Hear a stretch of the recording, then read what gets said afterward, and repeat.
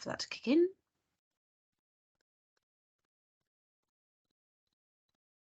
Okay, so the recording has started. So just to quickly introduce ourselves, skip slide there.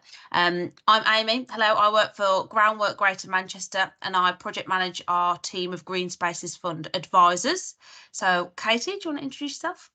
Hiya, yeah, my name is Katie. I'm from City of Trees and we are the funding advisors for Stockport and Tameside. Thanks, Katie. And Stephen? Yep, hi, I'm Stephen. I'm the Green Spaces Manager for Groundwork, Cheshire, Lancashire and Merseyside, so I'm the advisor for the Wigan Borough. Thanks, Stephen. And Okay. yeah, this is part of our sort of series on Green Spaces Fund, and this is our last webinar of the series. Can you believe it? And this is all about AIM 3, how to meet AIM 3 successfully and write the best application possible, all about encouraging and empowering communities to get involved with nature. So that's what we're talking about today. And you can find all of our recordings of the previous webinars listed on the screen on the GSF website as well, if you want to watch any of those back. So today is all about meeting AIM 3, encouraging and empowering communities, and I'll hand over to Katie to start us off. Thank you, Amy. Yeah, so as Amy said, we're looking today at AIM 3, which is encouraging and empowering communities. So these are just a few things that we're going to be going through today. So kind of focusing on that kind of like a little bit of engagement and how you empower communities through that engagement. And we're also going to touch on some monitoring and evaluation stuff at the end as well. But as Amy said just beforehand, if you've got any questions throughout, then just let us know because there's only quite a few of you on here today. So you don't really have to leave the questions until last. Next slide, Amy, please. Thank you. So so we're tackling AIM 3. The previous aims have been already recorded and they should be on the GSF website. So if you've not had a watch of them yet, then feel they're already on the website and things. So yeah, so AIM 3 is encouraging and empowering communities to get involved in nature. And you can see that we've got kind of a score here of about 15% of your overall application. So that kind of gives you a bit of a thought about how much this part of the question is about, really. So the main theme of this aim is about how to connect communities with nature. So next slide, Amy, please. So we've got a couple of definitions here. So engagement obviously involves people in your area or your community, and this engagement can be sort of different activities, discussions, and kind of generating that excitement around your project, along with kind of getting the community to kind of create those decisions and look at the problem solvings and things like that. Whereas empowerment is more kind of focusing on kind of that building that confidence and building those skill sets within your communities. So the empowerment part is really focusing on that community resilience, thinking about how you can make your community stronger and more confident within your project. So the question on your application forms and on the portal for the Green Spaces Fund will be, how will your project encourage and empower communities to get involved with nature? And then it says, describe who you will engage with and how, what specific engagement activities that you'll do during the project, and what kind of volunteer opportunities that you'll have as well. And you've got the word limit there of about 400 words. Next slide.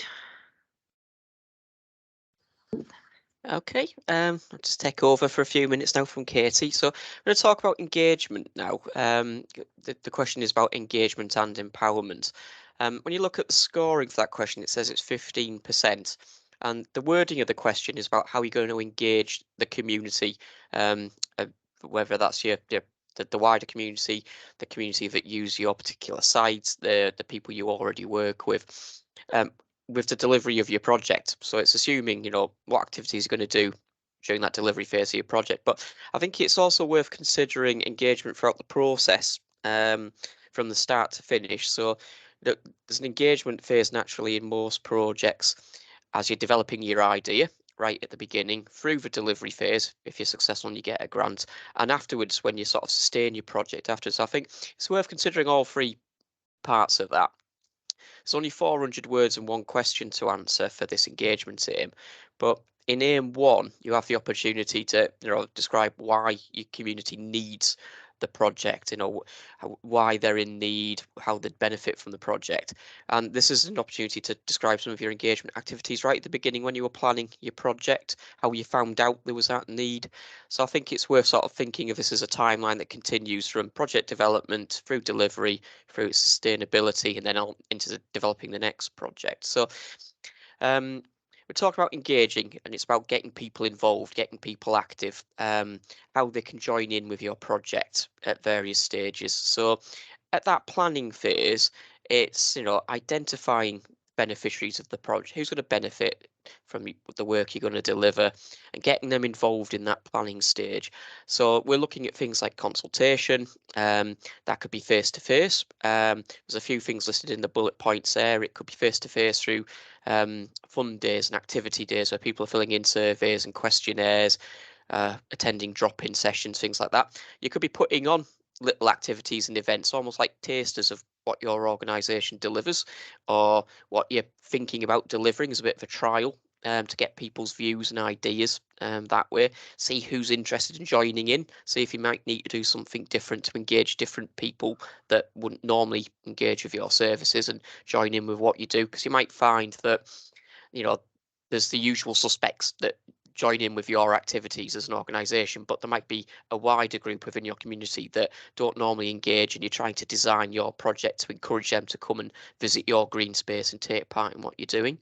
Some people don't like face-to-face activities, so while you're planning the delivery of your project, you might think of things they can do where they can give you feedback about what you're planning remotely. So again, that could be surveys and questionnaires, because we can do them online through things like SurveyMonkey and Doodle polls and all these other sort of online questionnaire type bits of software, many of which are free. There's other things they can do. You could ask people to write you letters of support, supporting your project. You could ask people to leave comments and suggestions on social media. You could have training events and ask people to leave feedback afterwards on giving feedback on forms about your project. So there's lots of different ways people can get involved in that planning, and it'll help build excitement. So you've almost got a bank of people who are ready to use your space, ready to use your project when it gets going. So if we move on to the next slide, please, Amy.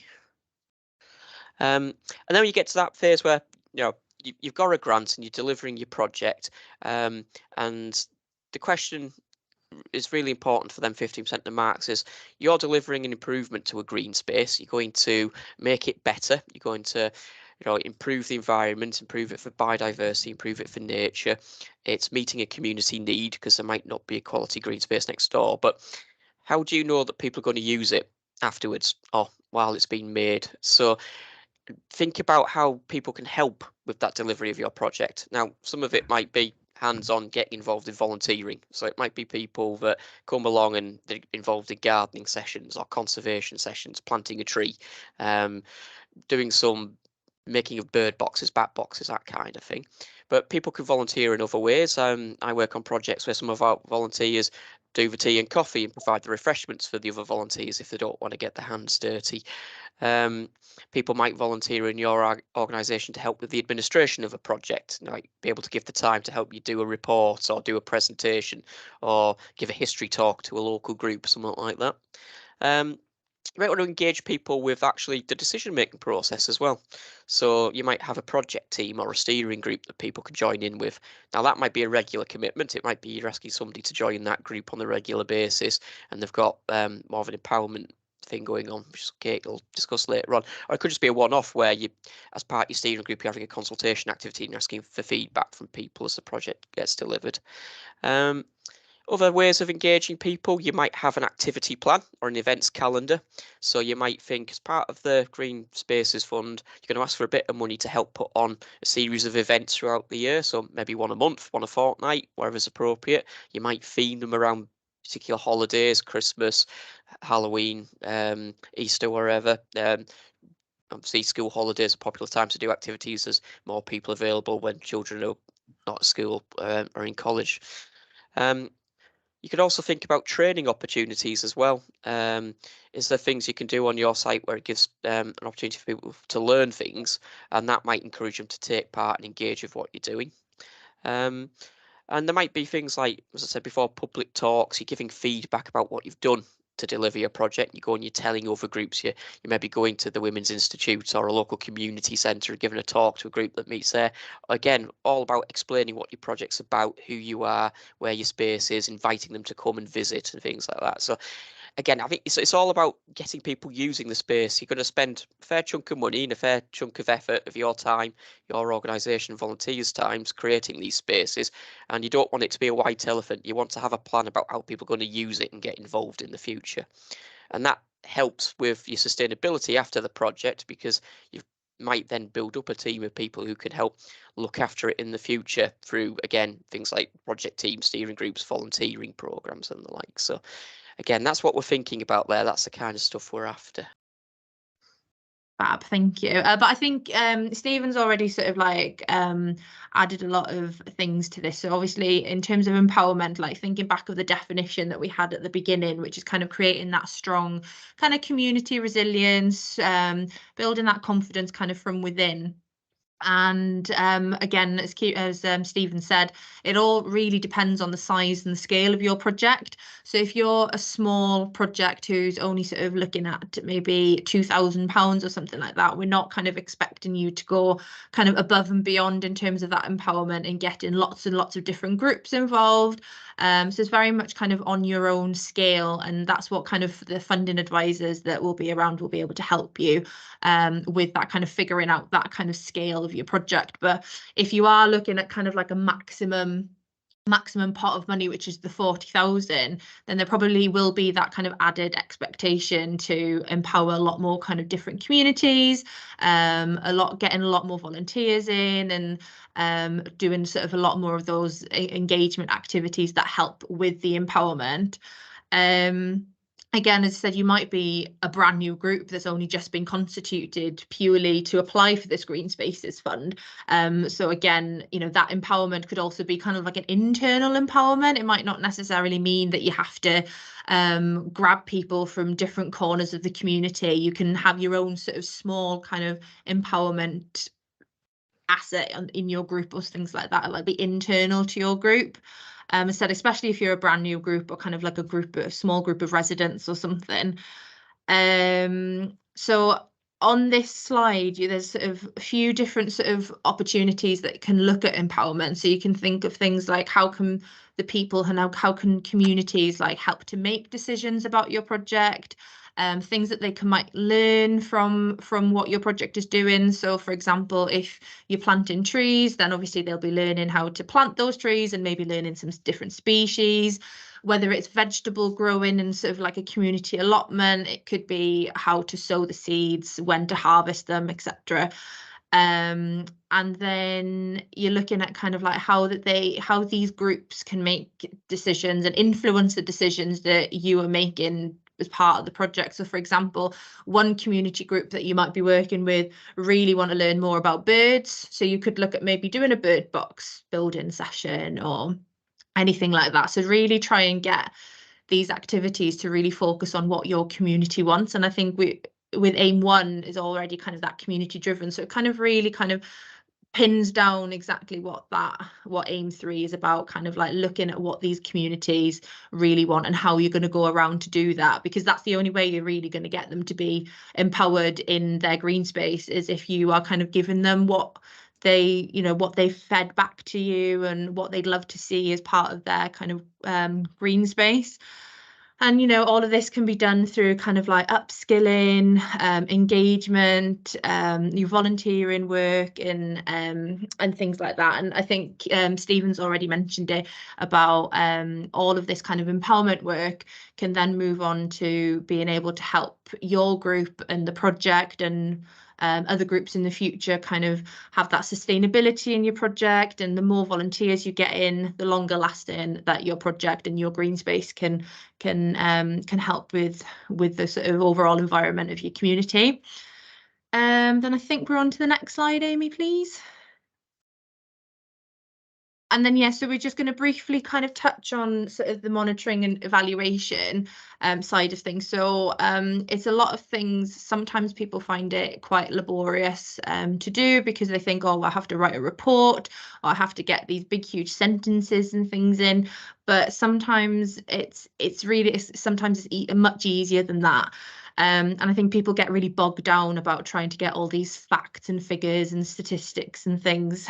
But it does, monitoring and evaluating your project really does help overall, because it provides feedback, shows you what's gone well, shows you what maybe hasn't gone so well, gives you opportunities to think of changing up some things, or what if you would want to improve on things, on activities and things in the future.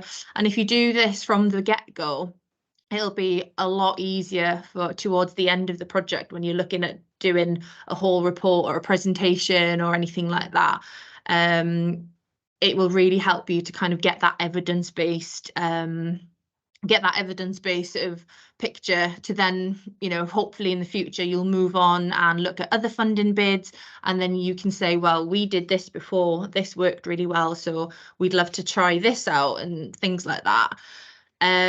So the monitoring and evaluation side of things will be kind of part of your grant agreement. So if you were successful, there will be some sort of monitoring and evaluating that GMEF will actually send you through, but that'll come through in kind of dribs and drabs as and when you get the funding through.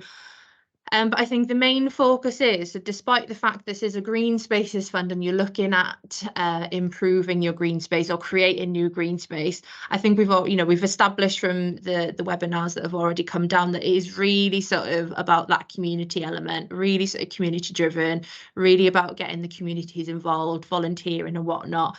So there are so many different ways of having that evaluation and monitoring. It may not necessarily be the number of trees that you've planted, or the number of bees that are coming to your allotment, or anything like that, or how many seeds have you sown, things like that. It could be how many people you've trained to be able to kind of grow their own carrots, or how many people now have the confidence to use your social media page. So or how many people have got the confidence to sort of go out and sort of collect rubbish bags, or all of that. So it's kind of that evaluation can really focus on that people element.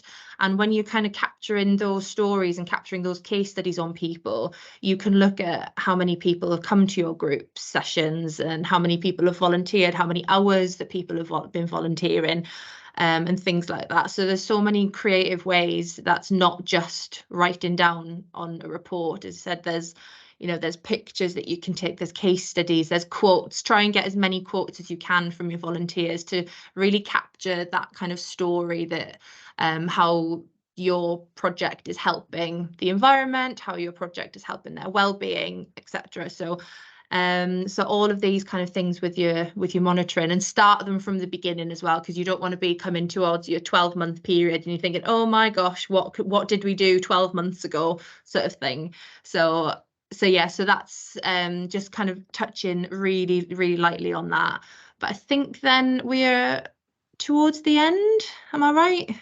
Yeah, Yes. I think I'd add to that as well in saying that we said engagement lasts throughout your project from your planning phase to the end, and that can help you with determining what you're going to count, what beans you're going to count for your monitoring evaluation. Because if you decided you're going to run so many activities, then you can have a register and count how many volunteers or how many participants you've had, and you know how much you're going to spend on some training packages, so you know how many people are going to be trained at the end. So I think that sort of doing your plan now as part of your development of your project helps you have all these things lined up ready. Doesn't always work out, and you change things as you go along. But yeah, as Katie said, you're not then sort of panicking 12 months in about what you've still got left to do. You sort of been doing it as you've been going along, which is quite handy.